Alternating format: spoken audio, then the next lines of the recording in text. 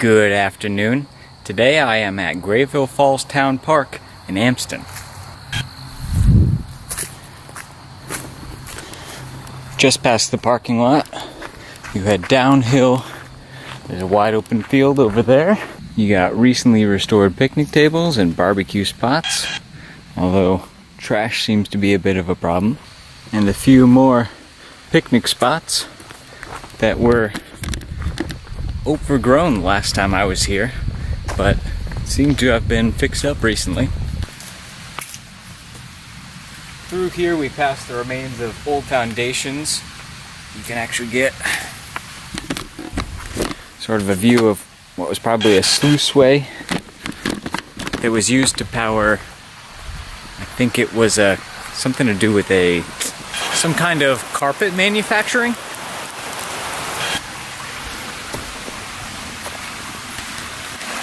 From this low point on the trail, we get our first shot of the falls. And the trail continues along the bank, but I always take the scenic route. And you enter into this wide section of stepped rocks heading all the way down.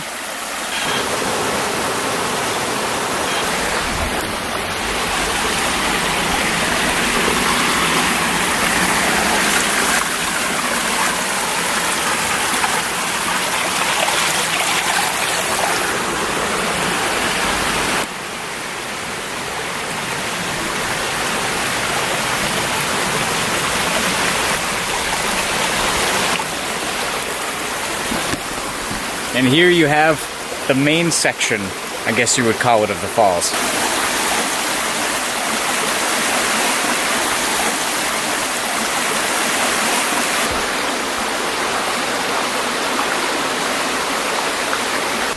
From a Peter Marteka article, I learned that this area has been preserved since 1971.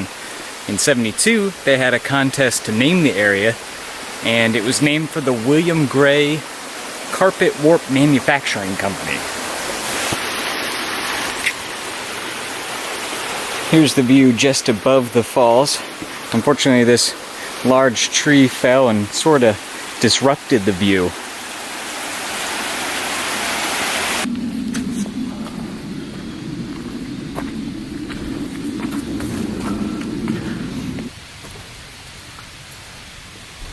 This is Raymond Brook, which connects with the Jeremy River further west.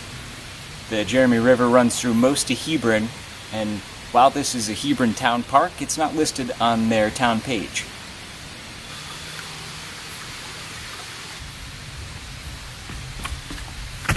And here's another view of the falls from higher up. I wish they were running stronger.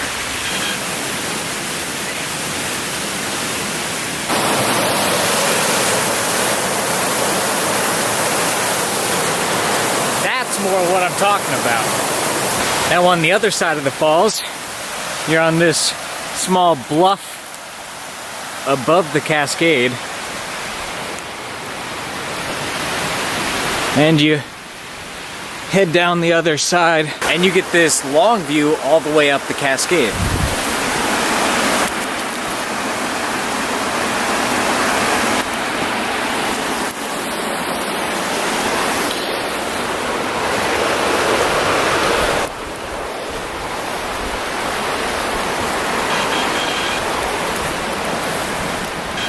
Now you can head further downhill here and away from the river. You can go through this overgrown little path into an open field.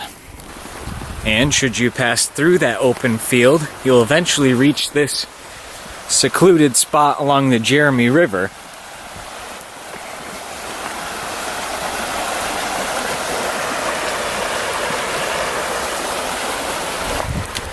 And as I found out on a recent trail run, this property over here is known as the Hebron South parcel of the Salmon River State Forest.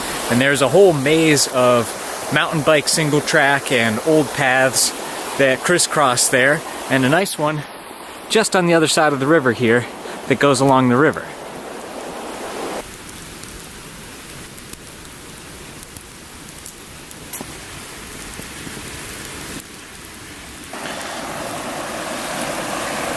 There's definite signs of beaver activity, but I haven't seen their lodge yet.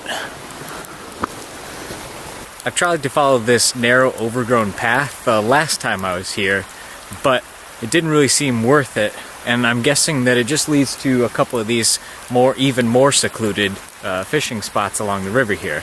And I've reached this little peninsula, and I see the boundary corner right over there for the Salmon River State Forest, so I think it's time to turn around.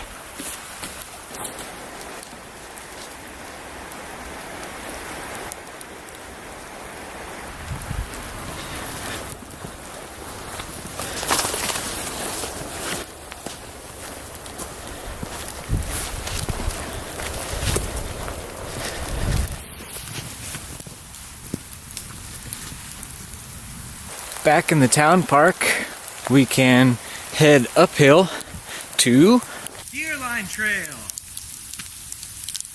which obviously can be used to extend your hike from Grayville Falls in either direction. And I gotta show you this. That's pretty cool.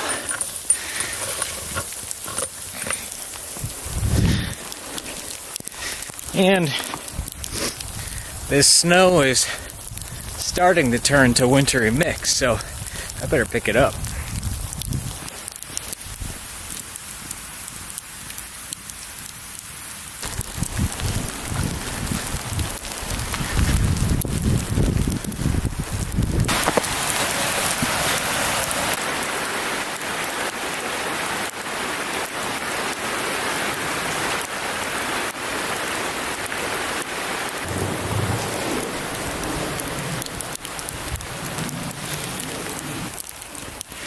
Back in the parking lot side of the falls, you've got this wide open field and some horseshoe pits and another couple of picnic tables.